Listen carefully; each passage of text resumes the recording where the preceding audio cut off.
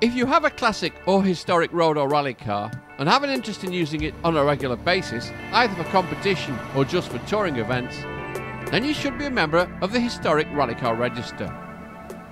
HRCR Chairman Richard Egger explains what it can offer to its members.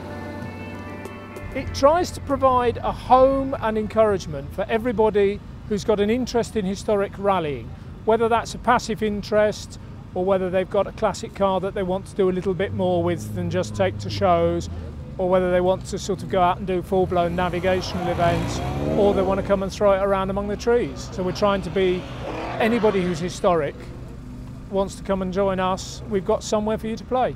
So they don't have to have a £50,000 escort or something like that? No. I mean, if you go and watch, say, the Daylight Road Rally Championship, which is numerically as strong as the British Historic Championship, we've got people in classic cars that probably stand them sub £2,000 doing a whole season, having a huge laugh, grinning all over their faces, and doing it on an affordable budget. And would you say there's room for couples, husband and wives and people like that to take part? Oh, very much so. I mean, slightly biased on this point. I've been rallying with my missus since, mid-70s, I think it is. It is a very sociable activity. And if you look at the number of couples, again, more so in the Road Rally Championship, and on the touring events, it's almost exclusively couples. So explain the touring events. Touring events is basically a nice route, nice roads, no active competition, but just the challenge of getting your car to interesting places, and usually featuring a nice hotel or a nice stately home somewhere along the routes. And if you want to give your car an airing and do a bit of navigation and have a purpose to owning a classic car, it's got to be the place to start. Of course, the HRCR is best known for its stewardship of the hugely popular Dunlop Wannego MSA British Historic Rally Championship. The HRCR is probably the biggest historic rallying club in the country, if not the world, and the British Historic Championship is our headline act in that it's sort of the most prominent series we run, and arguably again one of the world's top historic championships. And does it do a good job? Oh, I think the team that run it do an excellent job, and the fact that it's probably the strongest championship in this country at the moment answers all the questions as far as I'm concerned.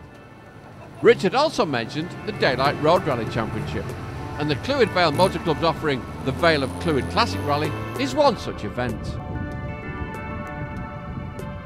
The idea of a rally like this is that as long as your car is of a certain age, almost anything and anybody is welcome, with experienced regulars competing on equal terms against complete novices. And the beauty of an event like this is that it really is a team effort, with both the driver and the navigator being tested throughout the rally. This is because although the rally uses open roads, at all times the road speed limits are observed, with a challenge coming instead from tricky navigation on these sections, where a certain average speed has to be maintained to the second. And then to add to this, there are a series of tests over farmland, around car parks, in the grounds of private houses, and so on, all of which gives the driver the chance to prove his skills. Rallies like this are a great place for anybody who either just wants to have a bit of fun at weekends, or even for someone to learn about stage rallying, as all the disciplines are here. Timekeeping is important, as is map reading, and so they are an excellent proving ground, and many people are happy to only compete in rallies like this as their chosen form of motorsport. The organiser of this particular rally was a regular competitor himself, Guy Woodcock, and we talked to him about the event. Well, basically, as a club, Clwyd Vale Motor Club have been running road rallies for a number of years, the Farrington being the main one, and I think just after 5 years of running that, everybody had had enough of running night rallies, and we decided to have something a bit easier and daytime event, and that's gone really well. So after doing the events myself with Howard Warren for a few years, I thought, well, I can put one on myself, and so we've had a go, and it seems to be going well. What is it that people like about classic rallying? I think it's an enjoyable day out. You can get to see some nice roads and countryside, which is what we've planned the route round, and then you can get to give your Pride and Joy its legs on the tests, and I think that attracts a lot of people. And the cost, to be honest, I mean, our entry fee for this event is £110, including coffee halt, lunch, which we're enjoying now, and then a meal this evening, all within the price. We looked at the event and we needed 45 cars to break even. We've got 52, so it's worked for us as a club. How does it break down in terms of professionals, should we say, the really experienced navigators and the less experienced navigators? I mean, basically you've got the Masters category, which is your top quality navigators, the likes of Ian Tully and those sort of people who are doing it, are top of their game, and they're the people I sort of aim to be with at the same level, and those are the people you've got to try and catch out. But you also can't make it too difficult, because you've got your novice navigators who have got to still go get around and get the same enjoyment as everybody else. You've kept it competitive without making the navigation too tricky.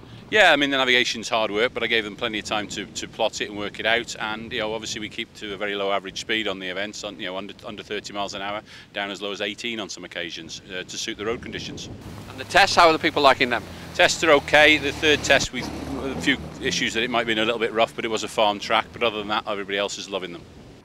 So if you feel the urge to use your classic car for any purpose, then contact the Historic Rally Car Register.